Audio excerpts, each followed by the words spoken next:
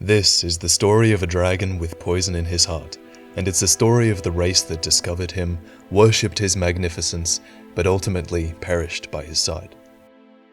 Dragons have always been intriguing to humanity, with many believing they hold the secrets to life itself.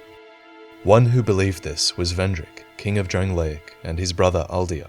Together they experimented on dragons in the hopes that they could learn more about their existence. Eventually, they were successful, recreating an ancient dragon with the ability to peer into the past, to view the stories of old so that they might learn from them. This is one such story. In the ancient dragon's eyrie, before the chamber with the dragon's egg, is a mural that depicts an ancient civilization who existed long ago deep below the deepest depths. Legend has it that deep below the earth, behind a door locked from the inside, is a magnificent city built for a great slumbering dragon. In a bygone age, the king in the depths built his city around this beast. This subterranean world centered around the great sanctum that housed the dragon in its depths, and was aptly named Shulva, the Sanctum City.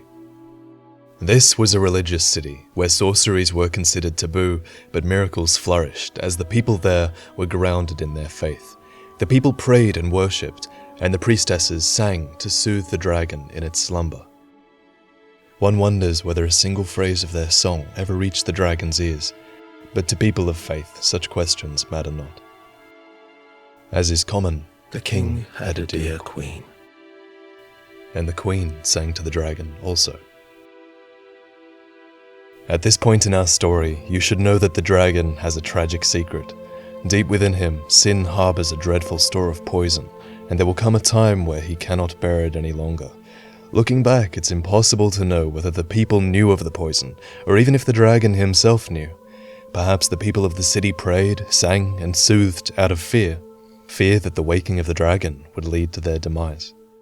If so, this could only serve to strengthen their faith, for fear is the heart of reverence, and the people revered their magnificent sleeping beast, the center of their faith.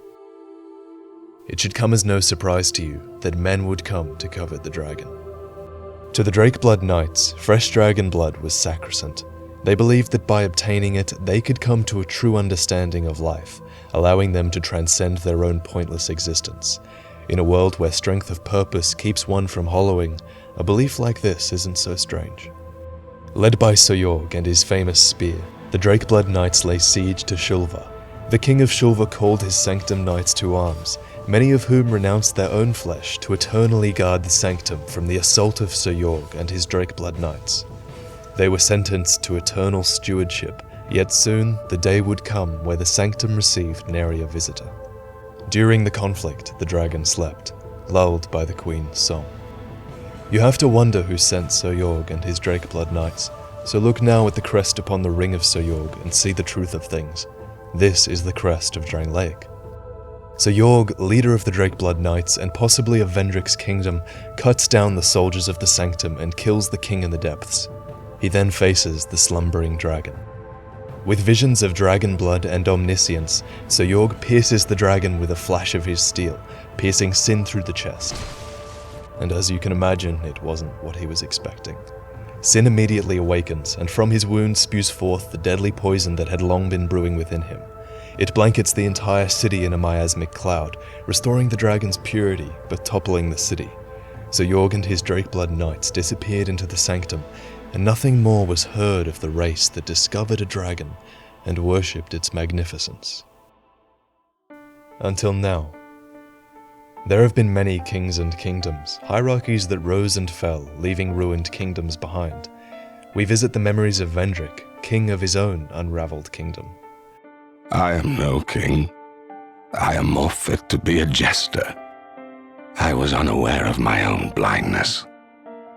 We are feeble vessels, with feebler souls. We would cast aside the prop of life, only to face greater hardship. Are you another such fool? Or something more?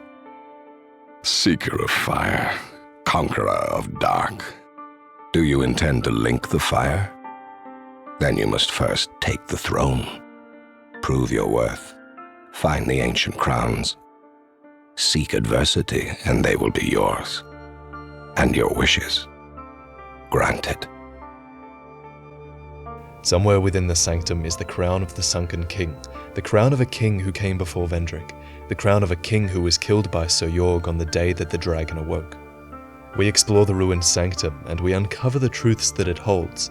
The soldiers in the sanctum are now undead, coated with the corrosive poison of the dragon, but still carrying out their orders to defend the sanctum from outsiders.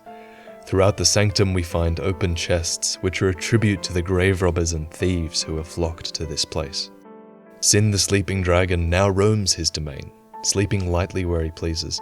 He even clears a bridge for us at one point, killing the 2 soldiers that block our path. Dragons in all the lore have always kept to themselves. They either think themselves above man or do not care for his conflicts. You have to wonder about Sinh. Did he harbor malicious intent?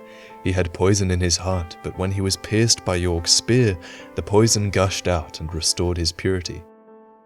This implies he was pure before, which suggests that the poison was placed within him. But by whom? We find an answer in the sanctum, right before Sinh. You forever shall rot. Alanna, the squalid queen, once again sings to Sinh the slumbering dragon. After the kingdom is ruined by Sin's awakening, she remains alone. I believe Alanna sang the song of poison into the dragon's heart, and was at least partly responsible for the fall of the sunken king, just like her sister Nishandra was responsible for the fall of Drangleic. Nothing explicitly confirms Alanna's intentions, except the pattern that repeats itself. We are discovering that all great kings have queens that lay in wait, waiting for the right moment to strike, and it's easy to believe that the queen of the Sanctum City was partly responsible for its fall. Alanna defends her sunken kingdom with a mixture of fire, dark, and most notably, poison and filth. Her essence is that of filth and neglect. She even summons a depraved replica of the king's hand, Felstat, completing the image of a queen devoted to making a mire of the world. After we conquer Alanna, we learn who she was from her soul. Seeker of fire, I see you've subdued another foul creature. One of the father of the abyss spawn. That confounded quintessence of humanity. The abyss once had form, but then dissipated. And yet, traces of its existence endured. Each fragment, thirsting for power, spread dark with no relent. My dear Chandra was one such fragment. A feeble, tiny thing that thirsted for power more than any other, driven by insatiable lust for a worthy vessel.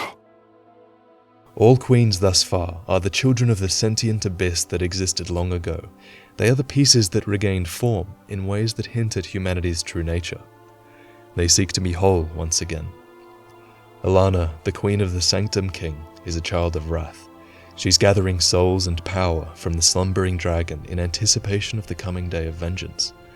Her sister, Nishandra, the queen of Drangleic, is a child of want. The king's dear Chandra seeks the throne and the power to reshape the world that comes with it. For this, she needs a vessel. Nishandra guards the throne. Alanna guards a crown. I'm sure a third sister lies in the remains of the Old Iron King's kingdom, and we've yet to see her. It appears that the sisters are keeping the crowns and the throne warm, waiting for some day of reckoning where they avenge their father. Every king of light has had a fragment of Manus undoing their efforts from the start. Like Vendrick says, the brighter the flame, the deeper their shadow. Sin's death was a result of our desire for the crown of the sunken king, for it is now our job to gather the crowns and link the fire. We aim to be a lord of light that the previous kings weren't, and we will succeed in this. But what if we have a queen of our own? Bearer of the curse, I will always be at your side until hope has fully withered.